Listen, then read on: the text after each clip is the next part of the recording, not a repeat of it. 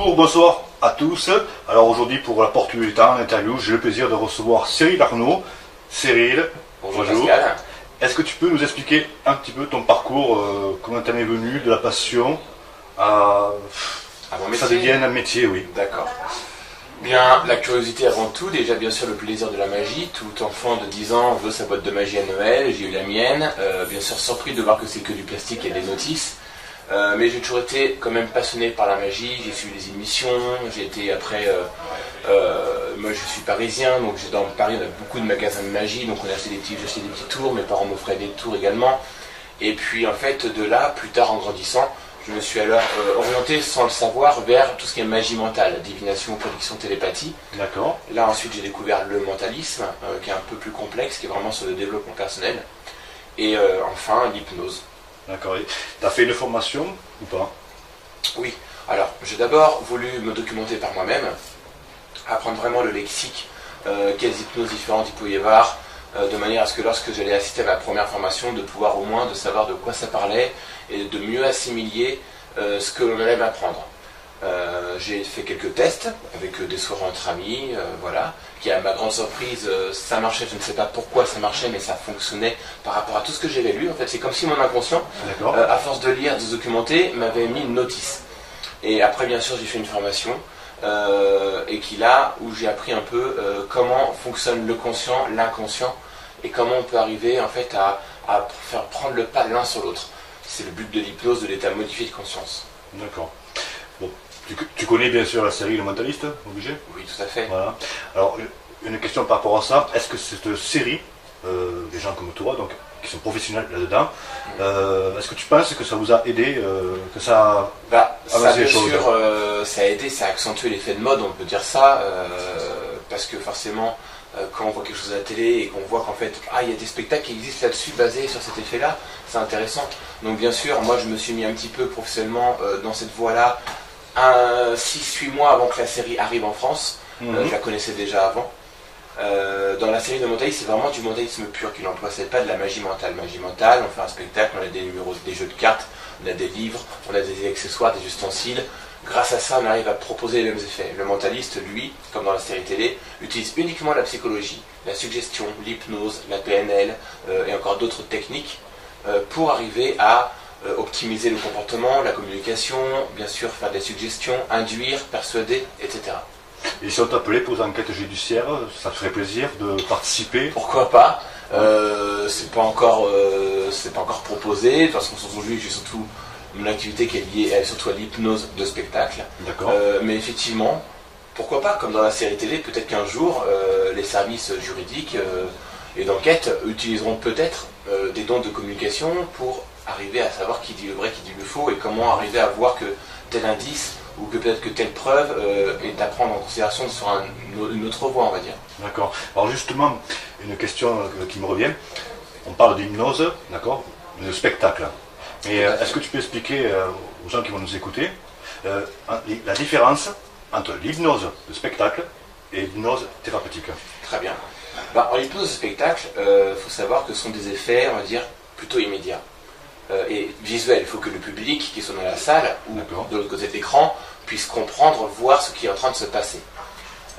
Donc on a très peu de temps pour agir sur nos sujets. Et il faut qu'il se passe des choses que on dise waouh, il se passe quelque chose. Donc ce ne sont pas les mêmes effets qu'en thérapie. En thérapie, sachant que l'hypnose est arrivée depuis déjà très longtemps, depuis l'ancienne Égypte, c'est d'abord un but médical. Ils ont très vite compris, au niveau des Égyptiens, que c'est le cerveau qui contrôle tout. Les douleurs, les sensations, les émotions. Et donc par des gestes, par des regards, des expressions, ils arrivaient à induire une personne pour qu'elle oublie sa douleur, ou son mal-être, ou son malaise. D'accord. Alors en thérapie, on va prendre le temps d'écouter le sujet, de savoir quel est son problème, son mal.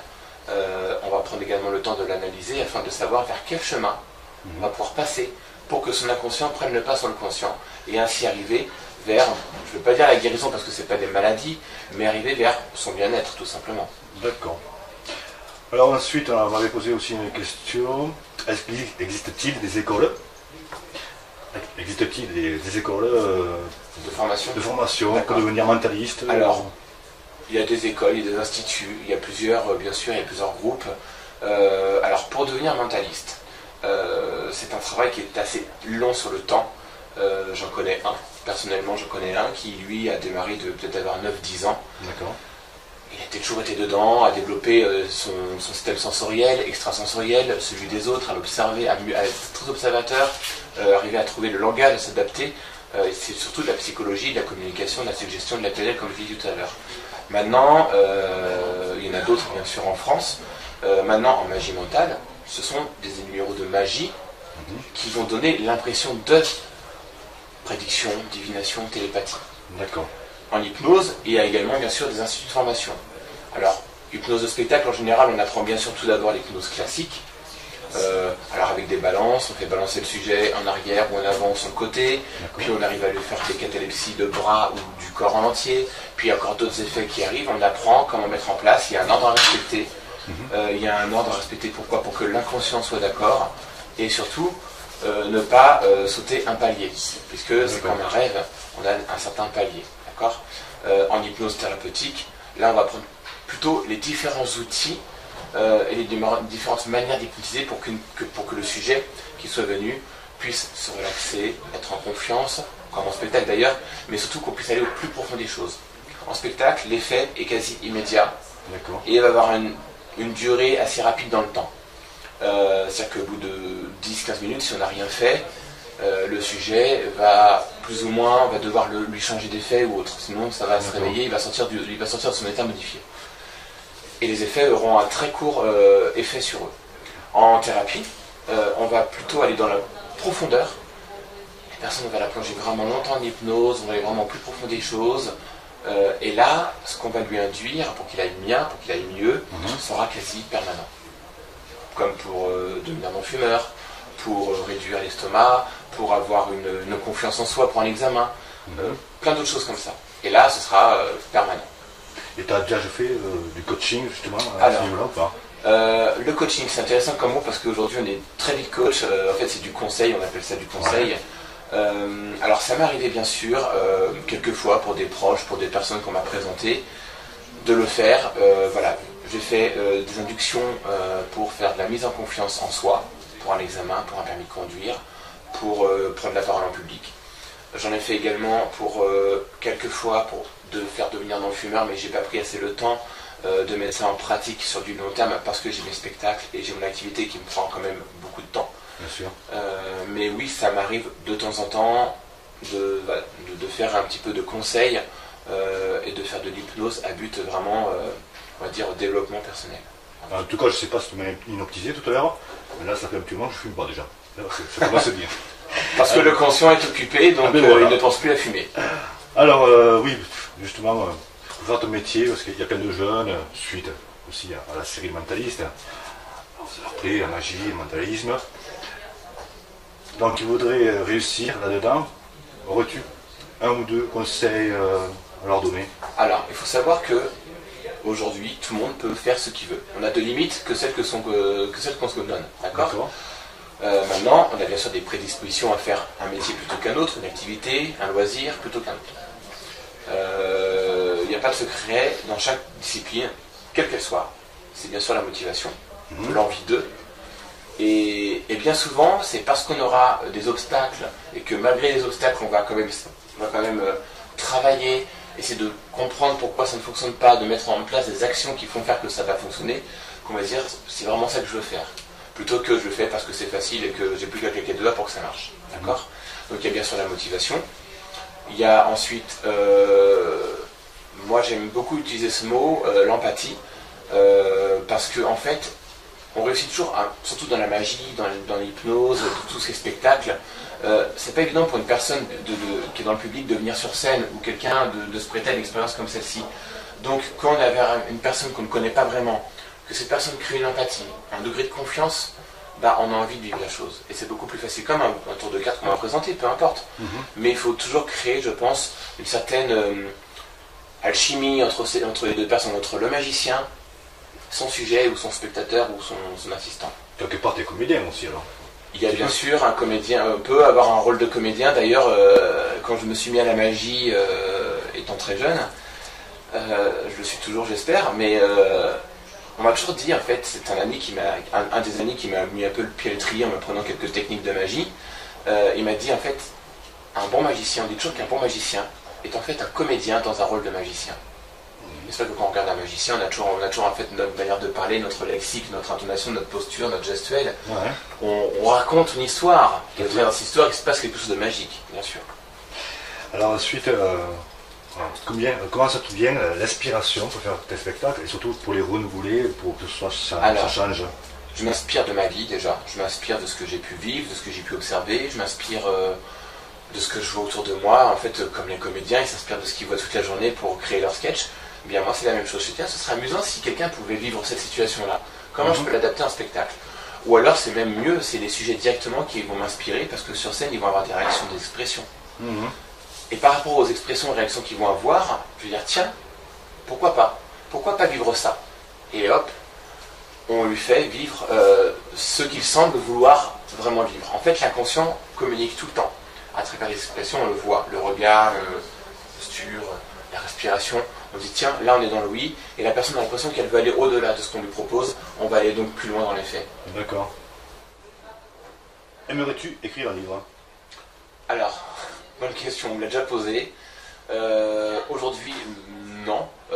Peut-être que plus tard j'y viendrai, écrire un livre, alors soit sur l'hypnose, la magie, ou autre, sur un parcours de vie, parce que moi je m'intéresse beaucoup à tout ce qui est développement personnel, professionnel.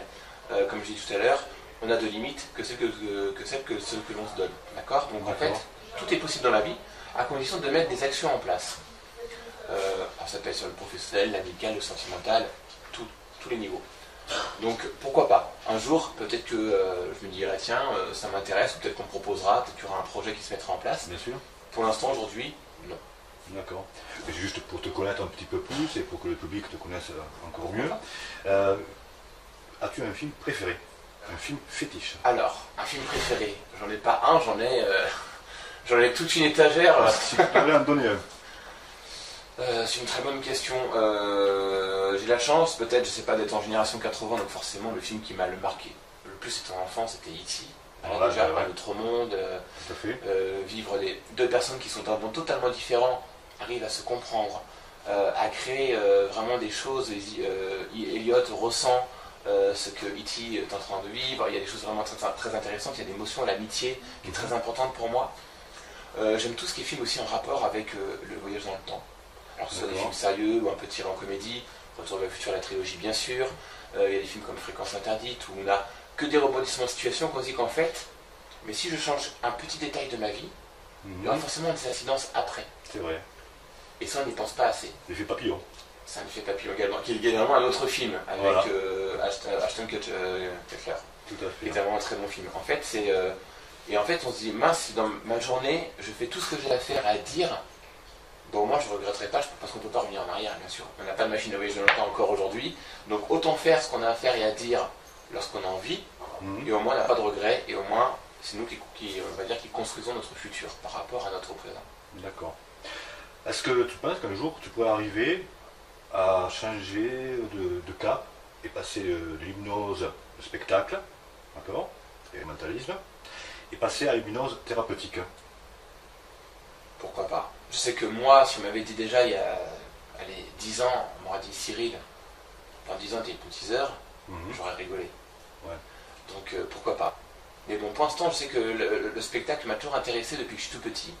Que ce soit sur scène, ou que ce soit la préparation, ou l'organisation, ça m'a toujours vraiment porté à cœur. Donc, je pense que je suis quand même parti sur le spectacle, en tout cas dans ce domaine-là, sur encore, j'espère pour moi, encore quelques années. Après, on verra pourquoi pas l'un ou l'autre, ou pourquoi pas les deux. À titre de curiosité, bon, imaginons que tu ferais de l'hypnose thérapeutique, bon, tu t'y connais quand même, c'est ton métier, à part que c'est du spectacle, mais penses-tu qu'on peut essayer de déprogrammer, programmer quelqu'un qui serait psychotique? J'ai pas étudié ces cas-là. Alors, en cas de psychotique, on ne peut pas dire programmer, déprogrammer, parce qu'en fait, une personne qui va être psychotique, c'est comme si elle avait déjà un programme en elle. C'est-à-dire qu'en fait, cette personne-là, elle a certainement un vécu ou une histoire à elle qui fait que elle est devenue comme ça. Donc, elle s'est auto-programmée. Donc, en fait, on va plutôt dire que je pense qu'il faudrait arriver à déprogrammer ce programme, on va dire, malfaisant pour elles. Et souvent, les personnes ne se rendent pas compte qu'elles sont dans cet état-là, pour arriver à lui mettre un programme bienveillant, mais qu'il soit toujours en accord avec son inconscient. Parce qu'on a tous nos valeurs, nos croyances, qu'elles soient limitantes ou pas.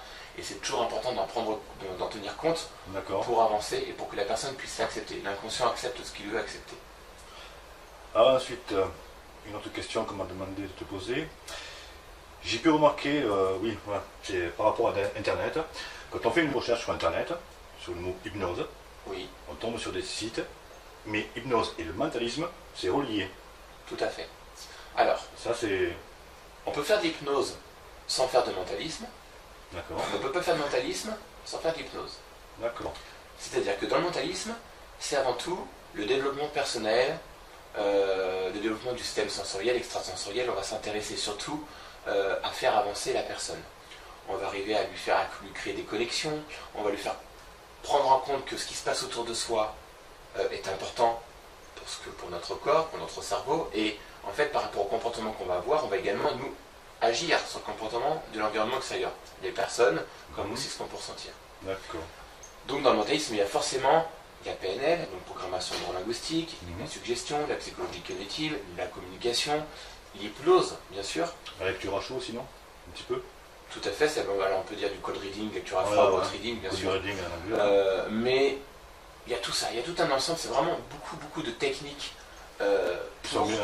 pour pouvoir se prétendre mentaliste. Voilà. D'accord. Je parle bien sûr du mentalisme, je ne parle pas des magiciens mentaux qui eux font des spectacles qui présentent des effets comme s'ils étaient mentalistes. Non, nous, les magiciens mentaux, parce que je fais également de la magie mentale, on utilise des accessoires, des techniques de présentation ou autres, et on produit l'effet de divination, prédiction télépathique. Les mentalistes, eux, comme ils sont très ouverts sur tout ce qui est communication, psychologie, PNL, etc., on peut arriver on se synchronise sur la personne, sur le sujet, et comme on s'est synchronisé, on s'est calibré un peu, on peut arriver à l'induire, à lui suggérer des choses. D'accord. Et on va avoir les mêmes pensées, donc c'est très facile de dire, ben voilà, vous avez choisi plutôt cet objet plutôt que là, parce que... Voilà. C'est deux techniques totalement différentes. Voilà. Et tes capacités, est-ce que dans la vie de tous les jours, ça te sert? Alors, ça peut servir dans la vie de tous les jours. Je ne sais pas si moi je m'en sers par réflexe ou comme cela, mais oui, bien sûr, on peut très bien, quand on achète un produit, on peut toujours dire, négocier quand on achète une voiture par exemple. On peut toujours utiliser ça pour faire une remise commerciale par rapport aux commerçants qui nous vendent le produit. On peut très bien aussi utiliser autour d'une discussion entre amis. Moi je m'amuse de temps en temps avec des petits jeux comme cela, à essayer de faire dire un mot, de faire créer un geste. Voilà, on peut dans la vie de tous les jours, bien sûr, orienter la pensée, la gestuelle d'une personne. Je suppose que ça t'amuse. Oui, après il faut toujours le faire bien sûr dans un rôle bienveillant pour la personne. Bien sûr. Surtout si c'est un ami, si les amis sont très rares, ce sera dommage de perdre. Oui, c'est clair. Mais même en spectacle, c'est toujours important. Bien sûr, les sujets vivent des choses, on va dire, amusantes pour le public, parce que oui, la personne elle est sur chaise, elle vit quelque chose alors qu'elle se croit ailleurs. Mais en attendant, il faut que la personne vive quelque chose de bienveillant pour elle. Je pense que c'est important. C'est comme ça que le public dise, ah maman, j'aurais bien voulu monter à sa place finalement. Mais voilà, mais au moins t'apportes du bonheur. Aussi, bien sûr. C'est ça qui est important. Alors ensuite, as-tu des anecdotes au niveau des spectacles? Alors des anecdotes amusantes ou moins amusantes? Oui, j'en ai plein. J'en ai une qui me vient comme ça. C'était mon premier spectacle d'hypnose. Donc c'était encore l'hypnose classique à l'époque, donc je mettais un petit peu de temps à programmer vraiment les personnes. Donc je préférais prendre plus de temps et assurer le show plutôt que d'y aller trop vite. Donc j'y allais vraiment avec le protocole classique. Et j'ai un sujet, d'ailleurs j'ai gardé contact parce que c'est un sujet qui habite dans la région dans laquelle je vis et qui est très sympathique. Et puis c'est toujours bon d'avoir des bons sujets avec nous. Et en fait il avait vraiment le comportement... Il vivait ce qu'on lui donnait. En fait, à un moment donné, c'était un effet où il pouvait boire la boisson de son choix. Il n'avait rien dans les mains. Il avait vraiment son petit verre, il faisait tourner des glaçons, il buvait. Et encore une fois, je disais bien, il n'avait rien du tout dans les mains, les sujets. Il vivait vraiment l'induction, la suggestion, en fait. Et c'était vraiment très sympathique à voir et à vivre, parce que je me disais, d'un côté, je suis l'hypnotiseur, mais en même temps je suis spectateur. Mhm. Et c'est arrivé à mon premier spectacle, et du coup, c'est ça qui est intéressant. C'est qu'en fait, il ne faut pas que j'oublie qu'il y a un échange qui se crée entre les sujets sur scène, l'hypnotiseur et le public. Et je pense que c'est une expérience qui se passe à 3 personnes en fait. Voilà, faut pas oublier. Faut pas oublier que le public est là, il a besoin qu'on lui explique ce qui est en train de se passer, il a besoin il voit bien sûr, mais il a besoin de comprendre pourquoi. Et en même temps, il y a des réactions du sujet à prendre en compte. Et de créer comme ça, il y a un mouvement qui va être entre nous 3. D'accord. Je pense que c'est comme si on vivait quelque chose tous ensemble. Et ça, c'est important. Et on se retrouve dans un instant pour des expériences. Ou quelqu'un de se prêter à une expérience comme celle-ci. Donc, quand on est avec une personne qu'on ne connaît pas vraiment, que cette personne crée une empathie, un degré de confiance, bah, on a envie de vivre la chose. Et c'est beaucoup plus facile, comme un tour de cartes qu'on va présenter, peu importe. Mais il faut toujours créer, je pense, une certaine alchimie entre les deux personnes, entre le magicien, son sujet, ou son spectateur, ou son assistant. Quelque part, t'es comédien aussi, alors. Il y a bien sûr un comédien, on peut avoir un rôle de comédien. D'ailleurs, quand je me suis mis à la magie, étant très jeune, je le suis toujours, j'espère, mais on m'a toujours dit, en fait, c'est un des amis qui m'a mis un peu le pied à l'étrier en m'apprenant quelques techniques de magie. Il m'a dit, en fait, un bon magicien, on dit toujours qu'un bon magicien est en fait un comédien dans un rôle de magicien. C'est vrai que quand on regarde un magicien, on a toujours en fait notre manière de parler, notre lexique, notre intonation, notre posture, notre gestuelle. Ouais. On raconte une histoire. Et au travers de cette histoire, il se passe quelque chose de magique, bien sûr. Alors ensuite, comment ça te vient l'inspiration pour faire tes spectacles et surtout pour les renouveler, pour que ça change? Je m'inspire de ma vie déjà. Je m'inspire de ce que j'ai pu vivre, de ce que j'ai pu observer. Je m'inspire de ce que je vois autour de moi. En fait, comme les comédiens, ils s'inspirent de ce qu'ils voient toute la journée pour créer leur sketch. Bien, moi, c'est la même chose. Je me dis, tiens, ce serait amusant si quelqu'un pouvait vivre cette situation-là. Comment je peux l'adapter à un spectacle? Ou alors, c'est même mieux, c'est les sujets directement qui vont m'inspirer, parce que sur scène, ils vont avoir des réactions, des expressions. Et par rapport aux expressions et réactions qu'ils vont avoir, je vais dire, tiens, pourquoi pas? Pourquoi pas vivre ça? Et hop, on lui fait vivre ce qu'il semble vouloir vraiment vivre. En fait, l'inconscient communique tout le temps. À travers les expressions, on le voit. Le regard, la posture, la respiration. On dit tiens, là on est dans le oui, et la personne a l'impression qu'elle veut aller au-delà de ce qu'on lui propose, on va aller donc plus loin dans les faits. D'accord. Aimerais-tu écrire un livre? Alors, bonne question, on me l'a déjà posée. Aujourd'hui, non. Peut-être que plus tard j'y viendrai, écrire un livre, alors soit sur l'hypnose, la magie, ou autre, sur un parcours de vie, parce que moi je m'intéresse beaucoup à tout ce qui est développement personnel, professionnel. Comme je dis tout à l'heure, on a de limites que celles que l'on se donne. D'accord? Donc en fait, tout est possible dans la vie, à condition de mettre des actions en place. Alors ça peut être sur le professionnel, l'amical, le sentimental, tous les niveaux. Donc pourquoi pas? Un jour, peut-être que je me dirai, tiens, ça m'intéresse, ou peut-être qu'on me proposera, peut-être qu'il y aura un projet qui se mettra en place. Bien sûr. Pour l'instant, aujourd'hui, non. D'accord. Et juste pour te connaître un petit peu plus, et pour que le public te connaisse encore mieux, as-tu un film préféré? Un film fétiche? Alors, un film préféré, j'en ai pas un, j'en ai toute une étagère. Si tu devais en donner un. C'est une très bonne question. J'ai la chance, peut-être, je sais pas, d'être en génération 80, donc forcément le film qui m'a le marqué le plus étant enfant, c'était E.T. En hypnose, et il y a également bien sûr des instituts de formation. Alors, hypnose de spectacle, en général, on apprend bien sûr tout d'abord l'hypnose classique. Alors avec des balances, on fait balancer le sujet en arrière ou en avant ou sur le côté, puis on arrive à lui faire des catalepsies de bras ou du corps en entier, puis il y a encore d'autres effets qui arrivent, on apprend comment mettre en place, il y a un ordre à respecter. Il y a un ordre à respecter, pourquoi? Pour que l'inconscient soit d'accord, et surtout ne pas sauter un palier, puisque c'est comme un rêve, on a un certain palier, d'accord? En hypnose thérapeutique, là on va prendre plutôt les différents outils et les différentes manières d'hypnotiser pour que le sujet qui soit venu puisse se relaxer, être en confiance, comme en spectacle d'ailleurs, mais surtout qu'on puisse aller au plus profond des choses. En spectacle, l'effet est quasi immédiat, et il va avoir une durée assez rapide dans le temps. C'est-à-dire qu'au bout de 10-15 minutes, si on n'a rien fait, le sujet va plus ou moins, on va devoir lui changer d'effet ou autre, sinon ça va se réveiller, il va sortir de son état modifié. Et les effets auront un très court effet sur eux. En thérapie, on va plutôt aller dans la profondeur. La personne va la plonger vraiment longtemps en hypnose, on va aller vraiment plus profond des choses. Et là, ce qu'on va lui induire pour qu'il aille bien, pour qu'il aille mieux, sera quasi permanent.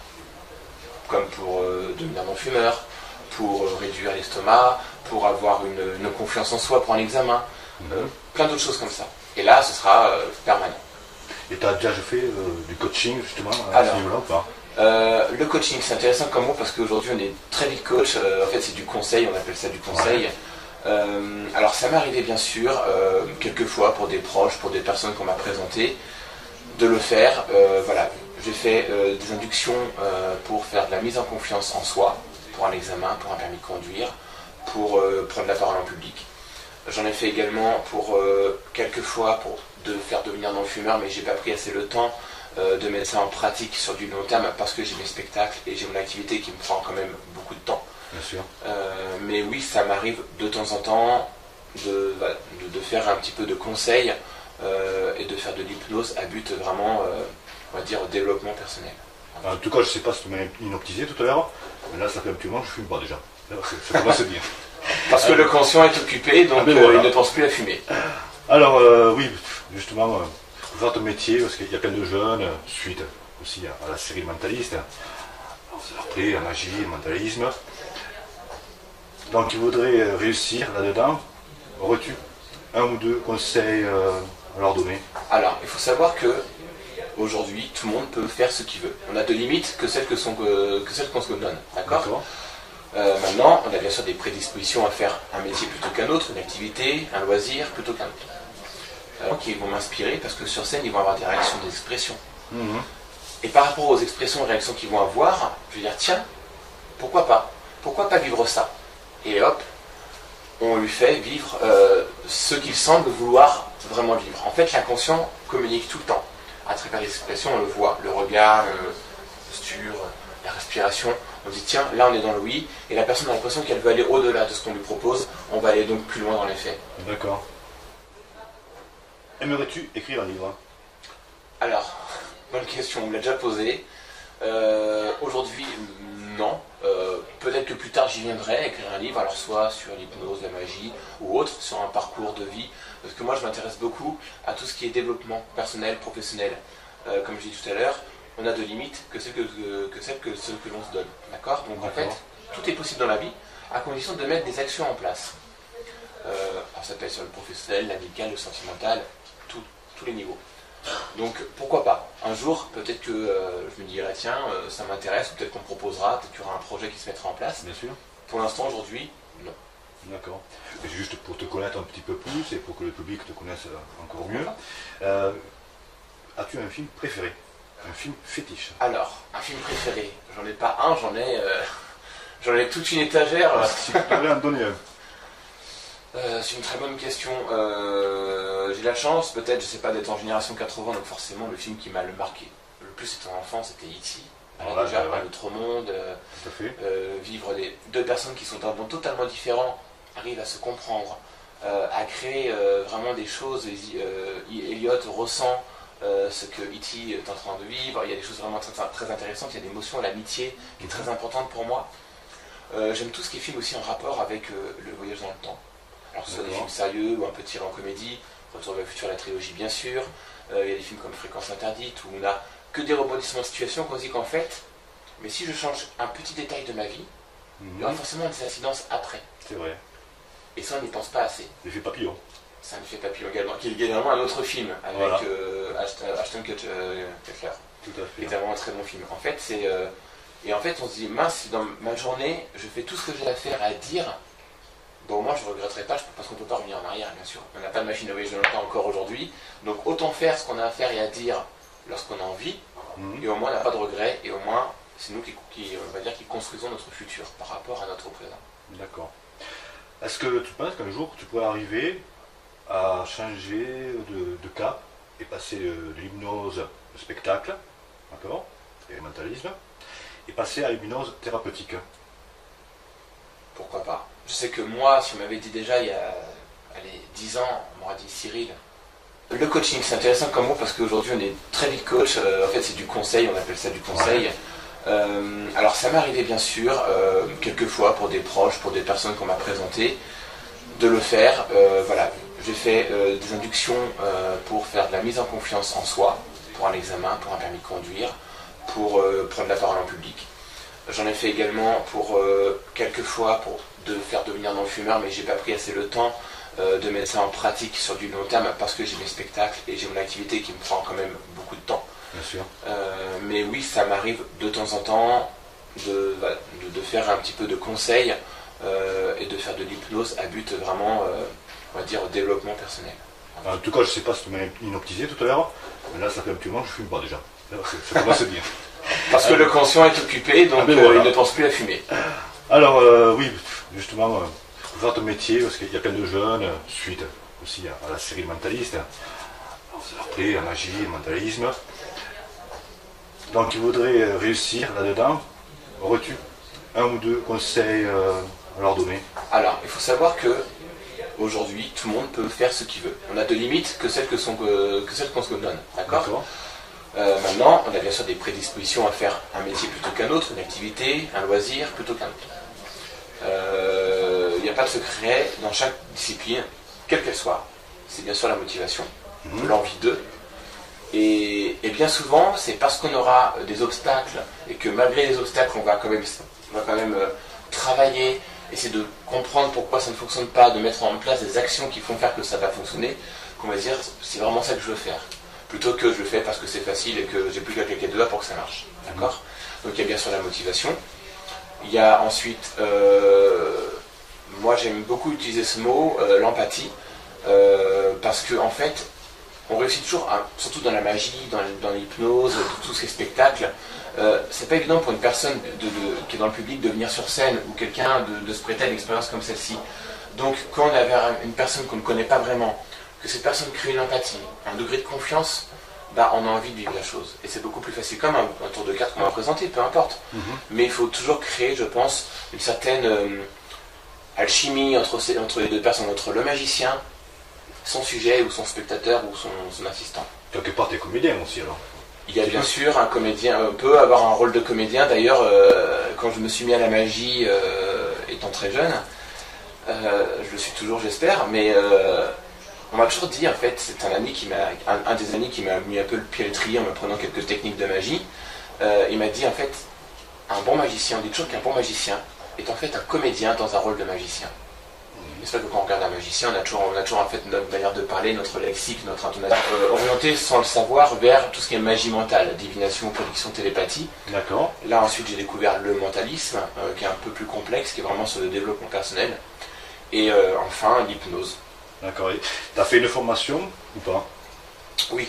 Alors j'ai d'abord voulu me documenter par moi-même, apprendre vraiment le lexique, quelles hypnoses différentes il pouvait y avoir, de manière à ce que lorsque j'allais assister à ma première formation, de pouvoir au moins de savoir de quoi ça parlait et de mieux assimiler ce que l'on allait m'apprendre. J'ai fait quelques tests avec des soirées entre amis, voilà, qui à ma grande surprise, ça marchait, je ne sais pas pourquoi ça marchait, mais ça fonctionnait par rapport à tout ce que j'avais lu. En fait, c'est comme si mon inconscient, à force de lire, de se documenter, m'avait mis une notice. Et après, bien sûr, j'ai fait une formation, et où j'ai appris un peu comment fonctionne le conscient, l'inconscient, et comment on peut arriver en fait à faire prendre le pas l'un sur l'autre. C'est le but de l'hypnose, de l'état modifié de conscience. D'accord. Bon, tu connais bien sûr la série Le Mentaliste, obligé? Oui, tout à fait. Voilà. Alors, une question par rapport à ça, est-ce que cette série, des gens comme toi, donc, qui sont professionnels là-dedans, est-ce que tu penses que ça vous a aidé, que ça a avancé les choses? Bien sûr, ça a aidé, ça a accentué l'effet de mode, on peut dire ça, parce que forcément, quand on voit quelque chose à la télé et qu'on voit qu'en fait, il y a des spectacles qui existent là-dessus basés sur cet effet-là, c'est intéressant. Donc bien sûr, moi je me suis mis un petit peu professionnellement dans cette voie-là, 6-8 mois avant que la série arrive en France. Je la connaissais déjà avant. Dans la série de mentalisme, c'est vraiment du mentalisme pur qu'il emploie, c'est pas de la magie mentale. Magie mentale, on fait un spectacle, on a des numéros, des jeux de cartes, on a des livres, on a des accessoires, des ustensiles. Grâce à ça, on arrive à proposer les mêmes effets. Le mentaliste, lui, comme dans la série télé, utilise uniquement la psychologie, la suggestion, l'hypnose, la PNL et encore d'autres techniques pour arriver à optimiser le comportement, la communication, bien sûr faire des suggestions, induire, persuader, etc. Et si on t'appelait pour une enquête judiciaire, ça te ferait plaisir de participer? Pourquoi pas? C'est pas encore c'est pas encore proposé. De toute façon, aujourd'hui, j'ai surtout mon activité qui est liée surtout à l'hypnose de spectacle. D'accord. Mais effectivement, pourquoi pas, comme dans la série télé, peut-être qu'un jour, les services juridiques et d'enquête utiliseront peut-être des dons de communication pour arriver à savoir qui dit le vrai, qui dit le faux, et comment arriver à voir que tel indice ou que peut-être que telle preuve est à prendre en considération sur une autre voie, on va dire. D'accord. Alors justement, une question qui me revient. On parle d'hypnose, d'accord, de spectacle. Et est-ce que tu peux expliquer aux gens qui vont nous écouter la différence entre l'hypnose de spectacle et l'hypnose thérapeutique? Très bien. En hypnose de spectacle, faut savoir que ce sont des effets, on va dire, plutôt immédiats et visuels. Il faut que le public qui soit dans la salle